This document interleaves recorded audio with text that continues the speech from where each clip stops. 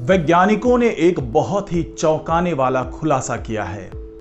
वैज्ञानिकों ने बताया है कि वो दिन दूर नहीं जब धरती पर से इंसानों का भी खात्मा हो जाएगा।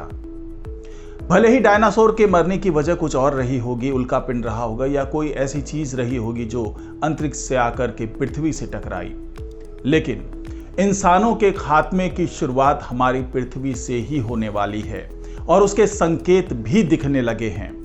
तो वैज्ञानिकों ने जो रिसर्च किया है उसके आधार पर वो ये दावा कर रहे हैं कि एक वक्त ऐसा आएगा जब धरती पर इंसान की मौजूदगी खत्म हो जाएगी।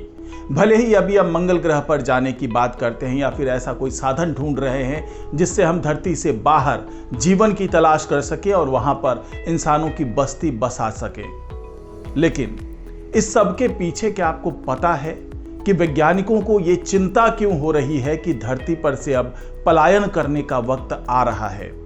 तो यही तमाम जानकारी आपको इस वीडियो में मिलने वाली है, तो इस वीडियो को आखिर तक जरूर देखिएगा। नमस्कार, मैं हूं डॉक्टर सुरजीत सिंह और आप देख रहे हैं महाना मिस्ट्री। अगर आपने अभी तक इस चैनल को सब्सक्राइब नहीं किया है तो सब्सक्राइब कर लीजिए और अगर आपको ये वीडियो अच्छा लगे तो इसको लाइक कीजिए, शेयर कीजिए और कमेंट जरूर कीजिए।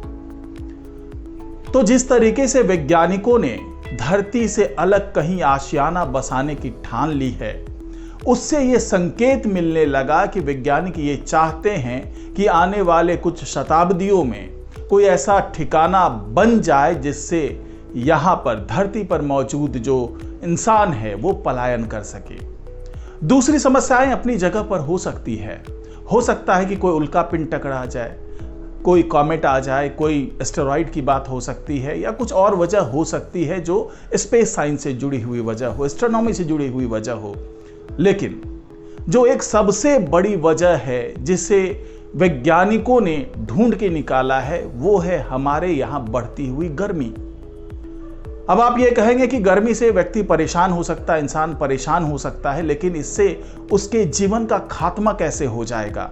क्योंकि गर्मी इतनी ज्यादा यहां पर नहीं है जिसको बर्दाश्त ना किया जा सके। तो वैज्ञानिकों ने बताया है, जो 3 वजहें बताई है इस गर्मी के कारण कि इंसानों पे इसका विपरीत असर कैसे पड़ रहा है और क्यों ये इंसानों के खात्मे की वजह बनने वाली है। तो ये तमाम चीजें वैज्ञानिकों ने बहुत विस्तार से समझाई है। एक माइक्रोबायोलॉजिस्ट ने ऐसी आपदा की चेतावनी दी है जो मानव जाति का अस्तित्व धरती से खत्म कर सकती है। आणविक माइक्रोबायोलॉजी, इम्यूनोलॉजी और संक्रामक रोगों के प्रोफेसर आर्टुरो कैसाडेवाल के अनुसार धरती पर आखिरी इंसान कोई कल्पना भर नहीं है, बल्कि ये असल जिंदगी में भी हो सकता है, ये हकीकत भी बन सकती है। उन्होंने बताया कि फफूंद एक महामारी ला सकता है और ये मानव जाति को मिटा सकता है। जी हाँ, ये पहली वजह जो इस साइंटिस्ट ने बताई है वो है फफूंद यानी फंगस। उनके मुताबिक ये भी एक बड़ी महामारी ला सकता है जिससे मानव जाति का खात्मा हो जाए। अमेरिका के बाल्टीमोर में Johns Hopkins Bloomberg School of Public Health में काम करने वाले 67 वर्षीय प्रोफेसर कैसाडेवाल ने कहा कि फफूंद मानवता के लिए एक वास्तविक खतरा है। प्रोफेसर ने आगे बताया कि धरती पर आखिरी इंसान जैसा दृश्य असंभव नहीं है। हालांकि अभी हम किसी ऐसे फंगस के बारे में नहीं जानते हैं जो किसी इंसान को ज़ॉम्बी में बदल सकता है, यानी जो इंसानों की प्रजाति है उसको पूरी तरह से खत्म कर सकता है।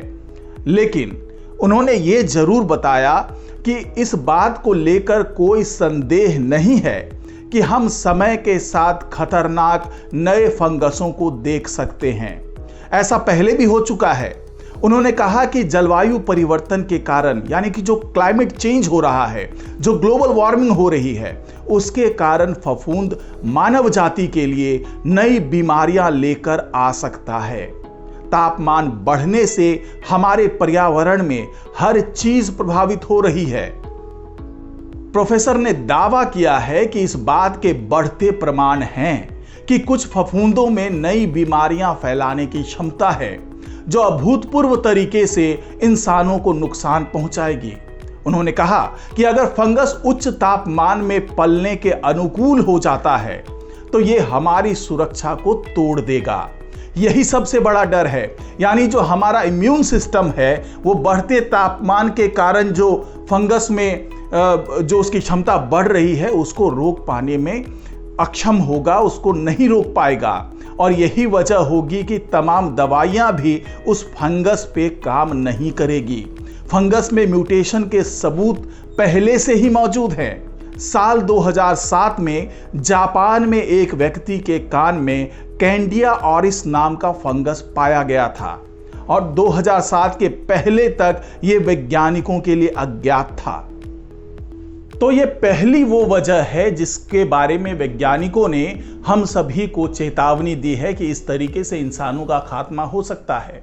और दूसरी चेतावनी ये भी गर्मी से ही जुड़ी हुई है।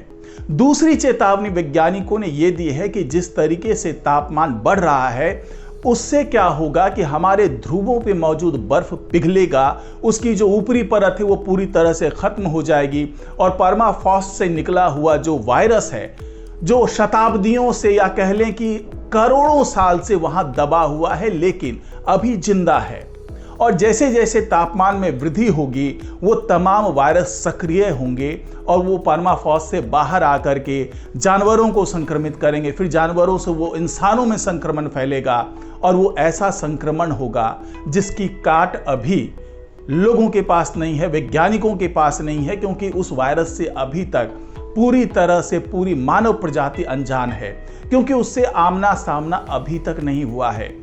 हालांकि वैज्ञानिक उसके जो एंटीडोज हैं, जो उसके वैक्सीन्स हैं, उसको बनाने के ऊपर काम करना शुरू कर चुके हैं, लेकिन इसकी कोई गारंटी नहीं है कि जो वायरस बाहर आके संक्रमण फैलाएगा और वो संक्रमण इतना तेज होगा जो कोरोना हुआ था पिछले दिनों उससे भी कई गुना ज़्यादा संक्रामक होगा और वो जो मानव प्रजाति है उसमें पूरी तरीके से फैल करके वहाँ पर संक्रमण ला सकता है और ऐसी बीमारी दे सकता है जिससे लोगों की जान बहुत तेजी से जाना शुरू हो जाएगी।